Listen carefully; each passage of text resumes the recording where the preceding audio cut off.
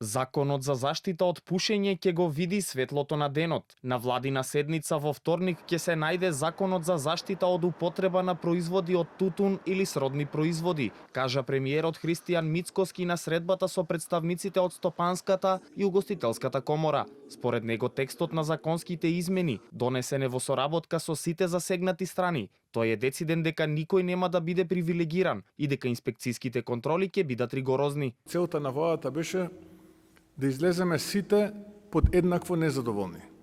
Затоа што кога работите еден ваков закон, не можете сите да излезете под еднакво задоволни. Инспекциите ќе бидат ригорозни на целата територија на државата. Ова го повторувам, на целата територија на државата. Нема да има повластени региони, градови, населени места и така натаму, каде што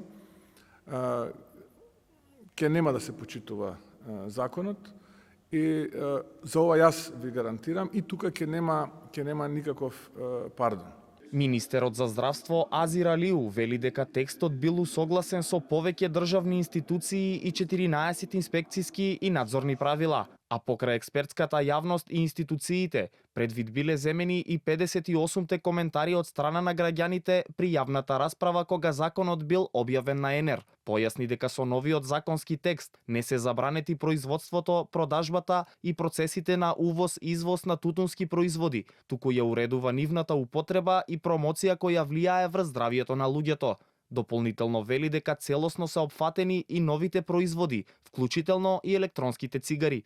Ја зголемува заштитата на децата преку намалување на нормализацијата, присутна во училиштата, заштита во приватно возило во присуство на дете, како и на 20 метри од влезовите на здравствените образовните институции и установите за деца. Законот ја затвара и сивата зона за терасите. Новиот закон воведува јасни и справедливи критериуми, како на пример терасата мора да биде отворена од најмалку 2 страни. Од Стопанската комора велат дека даваат поддршка за законот, бидејќи регулацијата мора да продолжи, но сметаат дека е потребно да продолжи диалогот за да биде укината можноста за црниот пазар. Од Угостителската комора пак се категорични дека се за заштита на здравјето на граѓаните и ја оценуваат позитивно можноста за едногодишна адаптација на објектите. Од самиот почеток искажавме нашата поддршка во носењето на законот за забрана од пушење во неговата крајна цел, а тоа е заштита на јавното здравје. Како угостителски сектор ќе имаме можност да ги преадаптираме нашите тераси согласно новите законски решенија, се со цел нашиот сектор да претрпи колку е можно помали економски последици. Овој закон требаше да се најде на владина седница на 24 март, но поради неусогласеност на Министерството за здравство и Министерството за земјоделство беше ставен на чекање.